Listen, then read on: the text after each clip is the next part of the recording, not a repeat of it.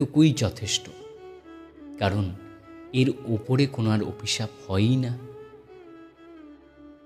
তুমি হাঁটতে না পারলেও বাকি সব কাজগুলো করতে পারবে।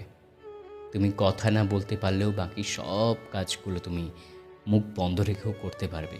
তুমি চোখে না দেখতে পেলেও বাকিগুলো তো তোমার কম বেশি হয়ে যাবে। কিন্তু যদি বেকার থাকো, তাহলে সারাটা জীবন একজনের গলগ্রহ হয়ে থাকতে হবে। তোমার ভিতর সমস্ত সক্ষমতা থাকা সত্ত্বেও তুমি কিচ্ছু করতে পারবে না। তুমি চেয়ে নিজের মৃত্যুটাও নিজে বহন করতে পারবে না। তুমি ইচ্ছামতো সুইসাইডও করতে পারবে না, কারণ তাতেও তোমার মৃত্যুর পর অন্য একজনের সম্মানহানি হবে। তাই বেকারত্বের চেয়ে বড় অভিশাপ আর কিচ্ছু হয় না।